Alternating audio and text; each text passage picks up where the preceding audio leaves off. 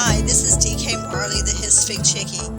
On today's episode, I have the great privilege of interviewing Robert Hart, the historical fiction author of Through My Eyes Again. The novel is quite unique in that it is a historical time slip in which the main character, Will Johnston's 70-year-old consciousness finds itself back in his 12-year-old body as it is about to commit suicide, an event he remembers differently. His old brain pulls back from the act and resumes his much younger self's troubled life. The historical aspects are set during the Cold War. However, now he sees it from a different perspective. Robert, thank you for being part of the show today. I'm very curious, seeing as this is a time slip novel, and what kind of literary pilgrimages you may have made in doing your research for this novel. Can you tell us about that? Many years ago, I came across the First World War poems of Wilfred Owen. These poems truly convey the brutality, futility, and horror of the trenches he fought in, and where he eventually died 7 days before the armistice came into effect. These poems, particularly Dulce et Decorum, which describes a gas attack, were very much in mind when I visited the battlefields in France. Both my wife's and my granduncles died on the Western Front. We visited her granduncle's grave in Abbeville, but mine died in the Somme and has no known grave. In a gentler vein, while I'm not a fan of Thomas Hardy's novels, for which he is most famous, I do love much of his poetry. Much of this is set in the countryside around Dorchester in England, an area of gently rolling hills. I have visited this area and his house where he was born and lived, writing his early novels before leaving to get married. Oh, I'm so jealous that you got to visit his home. I, however, am a huge fan of his novels, and particularly Tess of the D'Urbervilles. I absolutely love that. I love the book. I love the movie. I don't know. There's just something special about that book to me. I don't know why it resonated so much with me, but I do love that book. And it made me cry. That was one of the books that made me cry. So I'm going to ask you that now. What's a book that truly made you feel very deeply and made you cry? Because of my love for all things associated with aviation, I discovered Nevil Shute's books as a teenager. His most famous novels are On the Beach and A Town Like Alice, but it was his books about flying that first drew me in. One of these is Round the Bend, a love story set against aviation in the Middle East and Southeast Asia.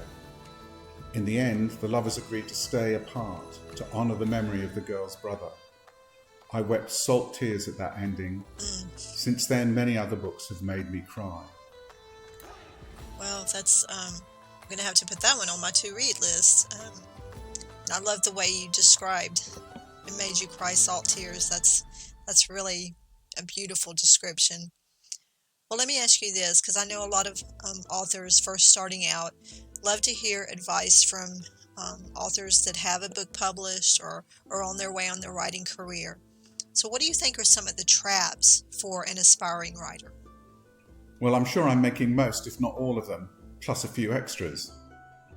Since I finished my first novel, I've been doing a lot of reading online about the writing business, and the strongest thing to come across is that I should have picked a genre and written to it, in a series of books. I certainly failed at that, as Through My Eyes Again crosses multiple genres, but there is a sequel which is nearly half completed. Also, Through My Eyes Again was not planned at all, it just grew, which in the writing world is known as pantsing, presumably because you're flying by the seat of your pants. Right, which most of us are doing. There are some who plan it out, but most of us are definitely pantsers. Well, let me ask you this. Do you think you try to be more original, or do you more often than not give the readers what they want? I certainly wrote what I wanted to in Through My Eyes Again. I started with only the very bleak opening scene in mind and had no idea where it was going. I didn't plan it at all. The characters and the situations they found themselves in drew me on. About halfway through, I realised I needed to find an ending to work towards. And at one point, I had about 6 potential endings, but finally one took over and imposed itself. I hope I'm original. I cannot ever see myself writing to a formula, which many authors do with great success. So there's another very strong opinion that people have, saying that, writers can't be good writers unless they feel strong emotions. So what do you think about that? Can somebody be a good writer if they don't feel emotions strongly? Possibly. There are genres that rely less on emotions, such as hard science fiction. But even there, I think the best science fiction revolves around people, and they have emotions. But I'm also sure that strong emotions can get in the way as you write. One of the characters in my book shares her experience in a Nazi concentration camp. I kept seeing in my mind's eye the Dachau concentration camp, which I've visited. Memories of its miasma of abuse and death got in the way, and that required me to rein in my emotions to put the right words on the page. That had to be extremely difficult. I've never visited those sites of Dachau or Auschwitz, but I've heard several other authors who have visited and have written about it, how powerful that is, and what a tremendous task that must be to write about those death camps. Well, let me ask you this. What other authors are you friends with, and how do you think they help you become a better writer? Over the last few months, as I've worked to get Through My Eyes Again published, I've met online many authors, and their advice on the marketing side has been invaluable. But my best writing friend is basically unpublished. He's written several excellent books and one trilogy on a very limited release, and we are swapping our writing back and forth, commenting on everything from plot through style to typos. I'm trying to persuade him to publish more widely, but no luck yet. Then there's my daughter, Robert Hart, who's a published author and has helped me a great deal with some pointed advice and a heap of encouragement. Well, that's just wonderful that you can share that with your daughter, that it runs in the family. I'm sure there's plenty of advice that you've given her through the years, and maybe vice versa as well, since she's published as well. But if you could tell your younger writing self anything, what do you think that would be?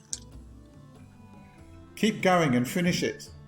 I started my first novel at age 10, and I've started quite a few since then, but I've always ended up tossing them into the fire unfinished. There are a couple of ideas there, though, that I may pick up in the future. Excellent, and I know we're all looking forward to that. Well, Robert, let me ask you this. How did publishing your first book change your process of writing? Or did it change it at all?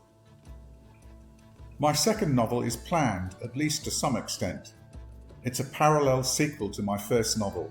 That means the action takes place during the first novel, but totally separate from it. The start and end are locked in by what happens in Through My Eyes Again, but I'm still finding that my characters and their situations drive almost all of the detail within the broader outline. I have some difficulty in keeping things on track, and I suspect that there's going to be a bit of text on the cutting room floor when I finish the first draft and start editing. Yeah, I think that happens with all of us. Well, let me ask you this, because I know a lot of authors have said that the best money that they've ever spent is on an editor. And since you brought up about a lot of our stuff ending up on the floor, what do you think is the best money you've ever spent as an author? Without doubt, it was paying a professional editor. I learned a great deal through that process, and I expect to learn more when I put the sequel out for editing. Modern word processors can provide a great deal of spelling and grammar help, but style, plot, and pacing criticism is essential, and that comes from a good editor, as does the critical copy editing. But even then, errors creep through. I opened my beautifully formatted new ebook of Through My Eyes Again, and at a random page, and a typo leapt off the page straight away. Oh, yeah, I think that's happened to many of us. Well, let me ask you this, because I really love this question, and I have been so fascinated at the different responses that I've gotten from different authors. But it's amazing to me how there seems to be a thread or a link that a lot of the authors are experiencing the same. So let me ask you, what can you tell us about an early experience when you learned that language had power? The first book I lost myself in was Alice in Wonderland. I was about 7, I think, and discovered that you could escape into these amazing worlds that authors created. From that point on, I always had at least one book on the go, and had great difficulty at the local library because they limited the number of borrowings per fortnight. Well, we are kindred spirits, because I felt the same way about Alice in Wonderland. It is always, even to this very day, one of my favorite books where I learned how to escape, and now my granddaughter is doing the same thing, so it's very special to me. As a historical fiction author, what do you think you owe the real people upon whom you base your characters? Well, that's a tricky question to answer. Through My Eyes Again, as is true of most first novels I understand, has autobiographical elements, but it's not autobiography. Several of the characters in the book are sparked from aspects of real people that I know or knew. But the person in the novel is very different from the person in real life. Was I writing autobiography, I would owe those people the truth, or at least the truth as I see it. But I'm writing fiction, and so I don't owe those people who provided the kernel of a character anything except anonymity. The characters in the book must not be recognizable as real people. Through My Eyes Again is alternative history, and so there are real historical figures referred to as part of the Cold War context that is the book's setting. One real character does appear very briefly as a very young man, Lech Walesa, who later led the Polish Solidarity movement. Such real people must be drawn truthfully, of course. I think that's truly fascinating, and when you said that about that it was alternative history, I kind of experienced the same way with my first novel, because it's alternate history as well, even though I based it on William Shakespeare and Christopher Marlowe. But you know, even though they were real people, I used an alternate history and used the theory that William Shakespeare did not write the plays. So that was my take on that. But you know, there are ethics about writing historical figures into your novels. There's a lot of opinions about that. How do you feel about that? Well, they're real people and they deserve a truthful representation. And if they're still living, then there's the issue of defamation to consider. But there will be aspects of their lives that allow for fictionalization for those interested. For example, Agatha Christie disappeared for 11 days in 1926, an event that has sparked numerous fictionalizations, but I doubt there were any whilst she was still alive. As you delve deeper into the past, there is more room for fiction, as there's usually fewer details available. That's very true.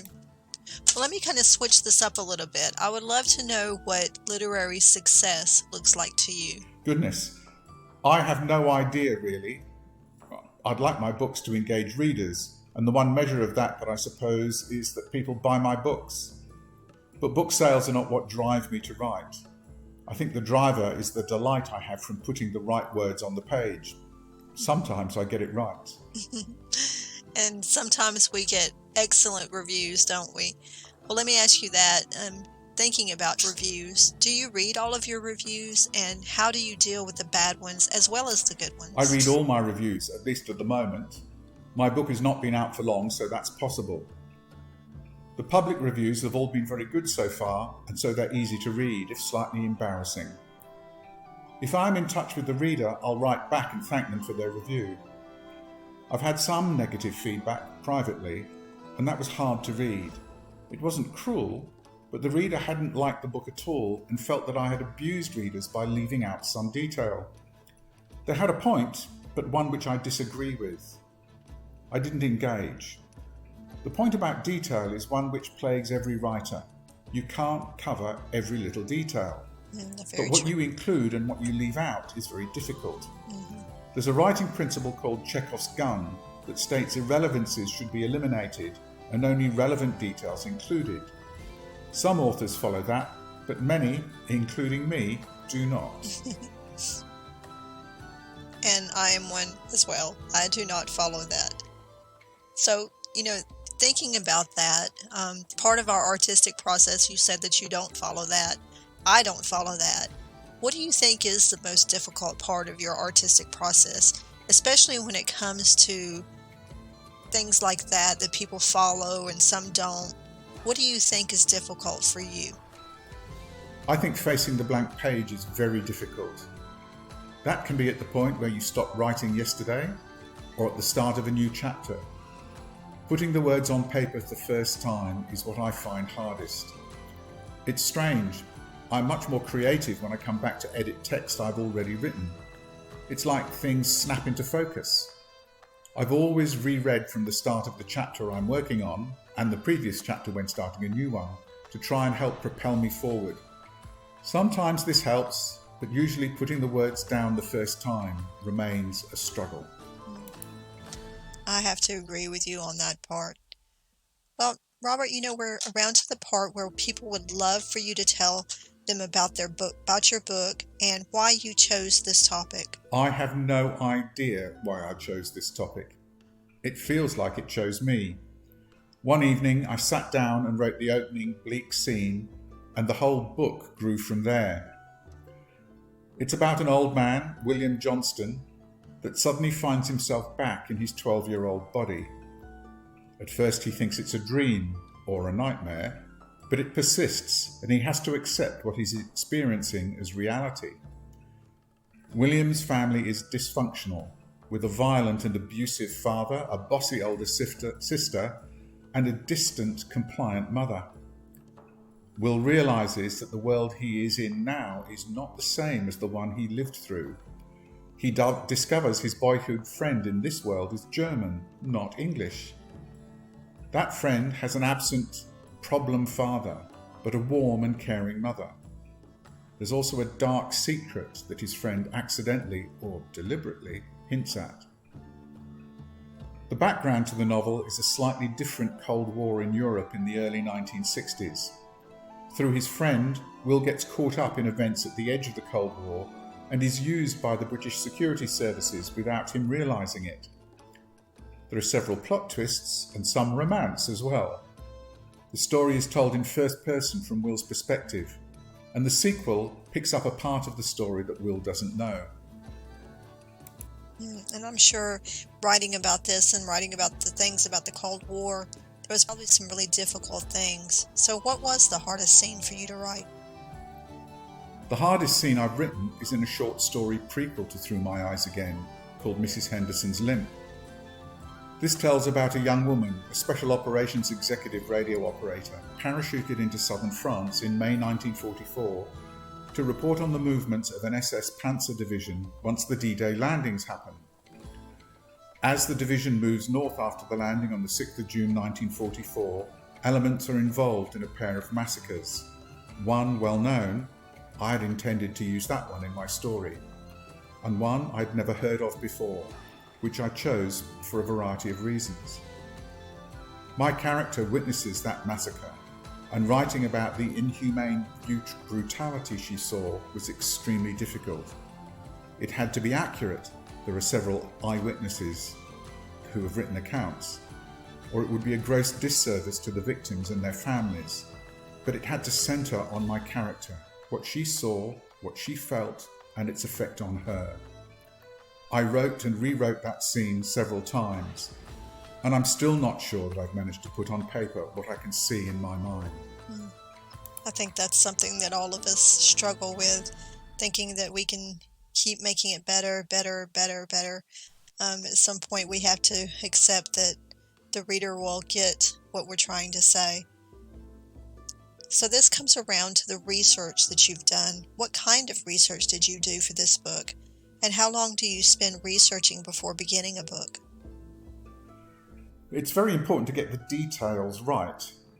I spent hours researching the Ravensbrück concentration camp, particularly what happened there at the end of the war. I then played slightly fast and loose with a couple of details that were necessary to make my story work. I also had to research the detailed geography of the German cities that appear in the story, as it was in the 1960s, even though I visited them and have recent photos of them. For the sequel, I've started using a piece of software that allows me to keep all my research, character sheets and such well organised, and it's a tremendous help. I've recently been reading a book about the security services in Australia, and I'm currently researching Russian post-war immigration into Australia.